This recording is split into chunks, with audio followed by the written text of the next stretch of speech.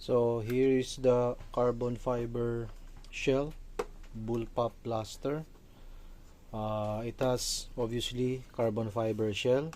So this is made from 4 layers of twill carbon fiber on the almost the entire part of the shell, except for the lower portion wherein I had to put 8 layers, because this layer needs to be a bit thicker, because it's the layer wherein, or it's the part wherein the screws needs to go through. Again, this is a bullpup design, so you have your magazine at the back. So this blaster is only meant for short darts. Magazine goes here. So this one has a skinny pusher. That means that even if the chamber is closed, like this one, you could still attach the magazine without problems. It shoots around maybe 180 fps. Depends on the dart that you're using. So one thing special about this blaster is that it is using a linear rail to give that really smooth priming.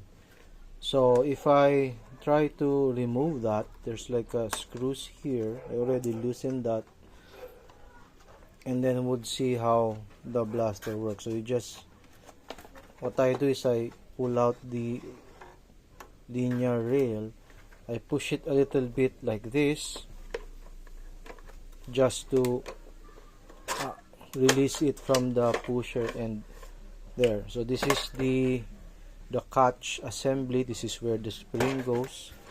So here I'll just pull out the spring and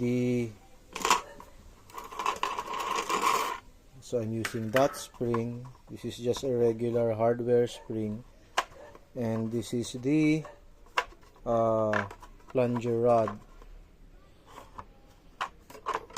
or plunger there. So it's just a threaded rod with a nut on it.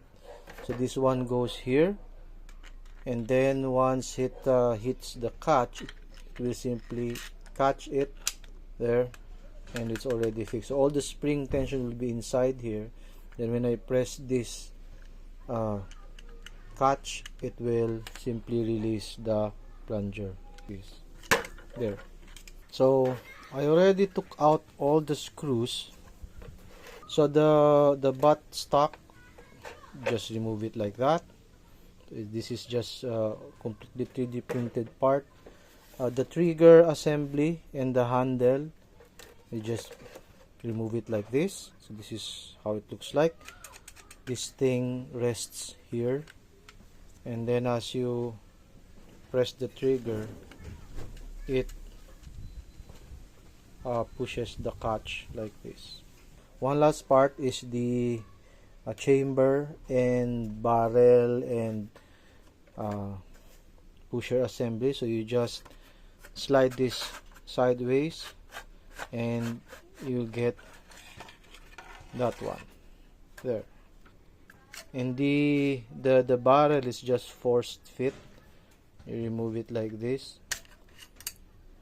So inside the barrel attachment, there's an O-ring to create that good seal, and of course your carbon fiber shell. This is the carbon fiber shell.